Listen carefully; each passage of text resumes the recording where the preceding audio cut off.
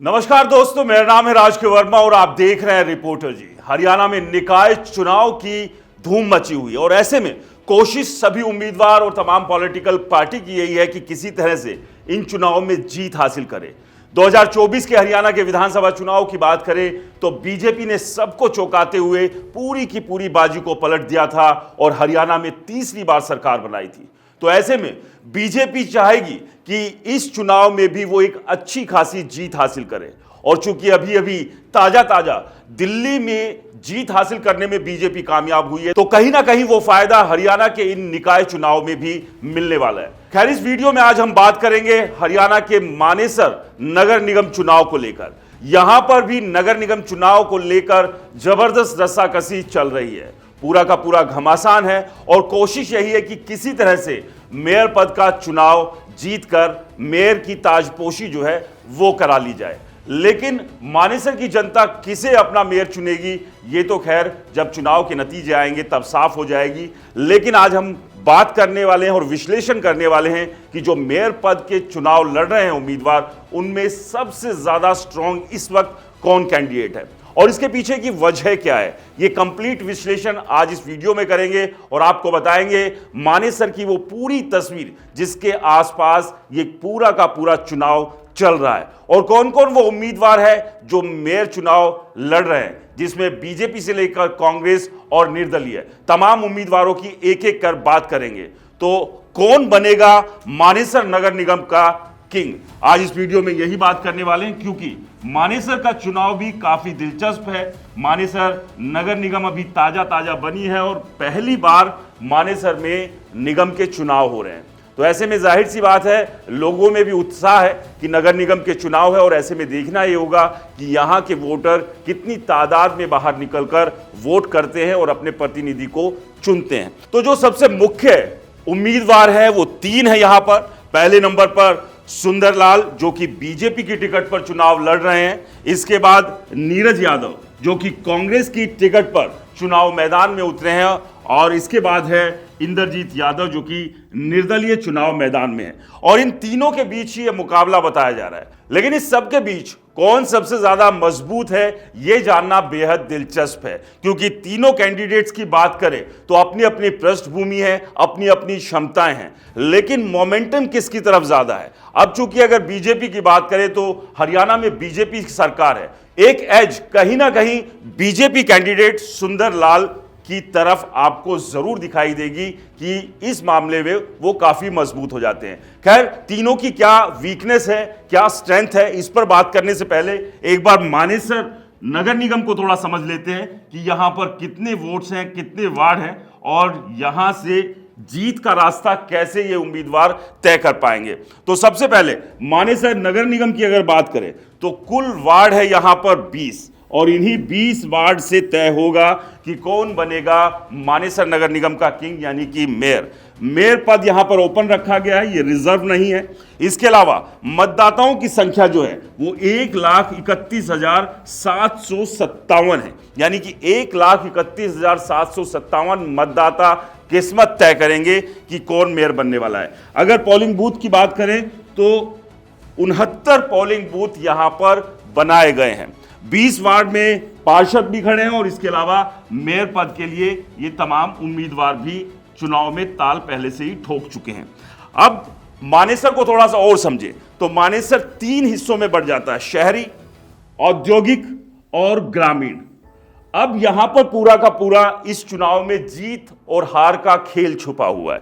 अगर शहरी की बात करें, औद्योगिक की बात करें और ग्रामीण की बात करें तो मोटे तौर पर शहर से लेकर औद्योगिक बीजेपी की तरफ हमेशा जाता रहा है। इसके अलावा ग्रामीण इलाकों की भी बात करें तो अभी जिस तरह से चुनाव हुए उसमें ग्रामीण इलाकों से भी बीजेपी को अच्छी खासी वोट मिली है और लगातार जो है इस इलाके में जो शहरी इलाका है वो भी तेजी से डेवलप हो रहा है। द्वारका एक्सप्रेस भी यहां पर बना है और बहुत सारे नए नए प्रोजेक्ट्स भी यहां पर लगातार आ रहे हैं, जिसकी वजह से अब मानेसर का जो शहरी इलाका और जो ग्रामीण इलाका है उसमें बहुत ज्यादा अंतर रह नहीं गया है। अब गांव भी कहीं ना कहीं शहरों की तरह विकसित हो रहे हैं, उस तरह की सुविधाएं मिल रही हैं, क्योंकि उन गांवों से बाहर जैसे ही आप बाहर निकलते हैं तो आपको बड़े बड़े मॉल, हाई राइज और तमाम तरह की सुविधाएं देखने को मिलती है जो किसी भी एक शानदार शहर में होती है।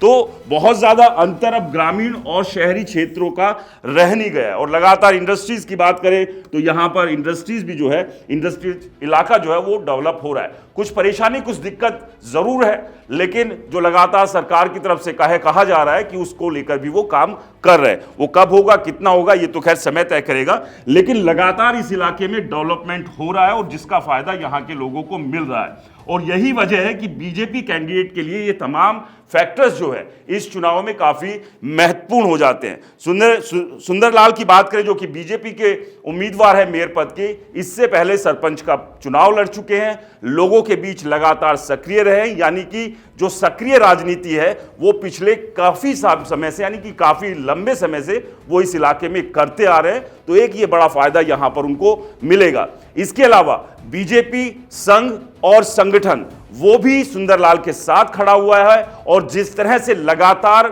जो देखने में आ रहे हैं, जो चुनावी नतीजे देखने में आ रहे हैं और जो लोगों का रुझान समझ में आ रहा है वो बीजेपी की तरफ मुड़ रहा है। और ऐसे में ये उम्मीद जताई जा रही है इन तमाम फैक्टर्स के साथ सुंदरलाल जो है एक मजबूत कैंडिडेट मेयर चुनाव में यहां पर नजर आ रहे हैं बाकी उम्मीदवारों के मुकाबले।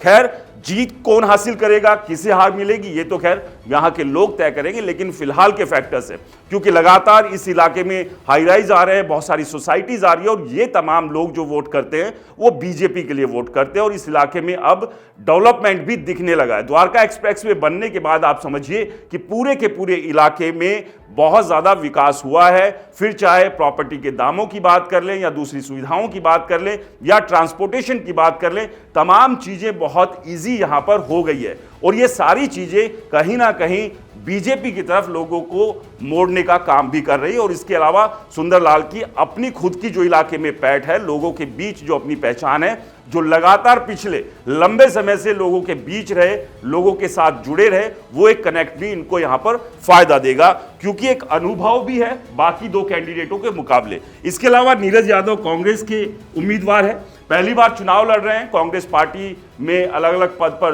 रहे हैं और अब देखना यह होगा कि कितनी कड़ी टक्कर ये बीजेपी कैंडिडेट को दे सकते हैं। यहां पर फिलहाल जिस तरह की स्थिति कांग्रेस की है हरियाणा में, उससे ऐसा लग नहीं रहा है कि कांग्रेस बहुत ज्यादा कुछ यहां से निकाल सकती है। और इसके अलावा दिल्ली के नतीजों की बात कर ले तो तीसरी बार जीरो पर कांग्रेस सिमटी है, यानी कि कांग्रेस का जनाधार लगातार कम हो रहा है। तो ऐसे में बड़ी चुनौती यहां पर नीरज यादव के लिए भी है। और इसके अलावा कांग्रेस की बात करें तो वो उत्साह, वो जोश कांग्रेस पार्टी का इस चुनाव में भी देखने को मिल नहीं रहा है और आपस की गुटबाजी और तमाम तरह के इश्यूज तो देखते ही हमारे। इसके अलावा इंद्रजीत यादव जो कि निर्दलीय उम्मीदवार है, ये भी एक प्रबल दावेदार मानी जा रही है मेयर पद जीतने को लेकर, लेकिन कितनी कड़ी टक्कर ये दे पाएंगी क्योंकि इसके अलावा इनके साथ एक जो नेगेटिव फैक्टर जुड़ा हुआ है जिसका जिक्र अभी हाल ही में कैबिनेट मंत्री राव नरबीर सिंह ने भी किया कि इनके पति राकेश हयातपुरिया के ऊपर आपराधिक मामले दर्ज हैं। वो अलग बात है, उनकी तरफ से कहना है कि उन्हें झूठा फंसाया गया है क्योंकि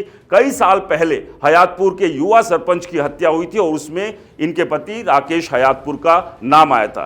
खैर बात करें इंद्रजीत यादव की तो इनके ऊपर किसी भी तरह का कोई आपराधिक मामला नहीं है। लेकिन अगर मेयर चुनाव की बात कर ले, यानी कि छोटी सरकार की बात कर ले, तो लोगों को यह भी लगता है कि जहां प्रदेश में जिस पार्टी की सरकार है, अगर वो उसी के साथ जाते हैं तो डेवलपमेंट के काम बहुत ज्यादा तेजी से होंगे।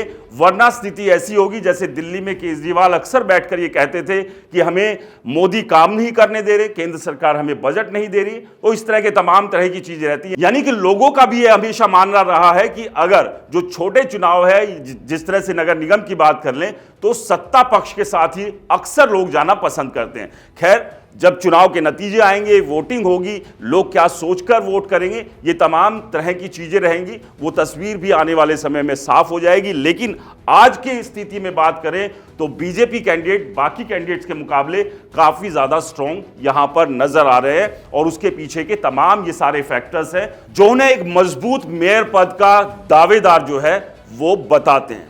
खैर इस सबके बीच आपसे ही हमें ये सवाल पूछ रहे हैं कि तीनों कैंडिडेट्स में, जिसमें सुंदरलाल बीजेपी के उम्मीदवार है, नीरज यादव कांग्रेस के उम्मीदवार है, इंद्रजीत यादव निर्दलीय उम्मीदवार है। कौन मानेसर नगर निगम से चुनाव जीत सकता है, कौन मानेसर नगर निगम से मेयर पद के लिए सबसे उपयुक्त दावेदार है, हमें कमेंट्स कर जरूर बताएं। रिपोर्टर जी चैनल को अगर सब्सक्राइब नहीं किया तो दोस्तों चैनल को सब्सक्राइब करना ना भूलें। नमस्कार।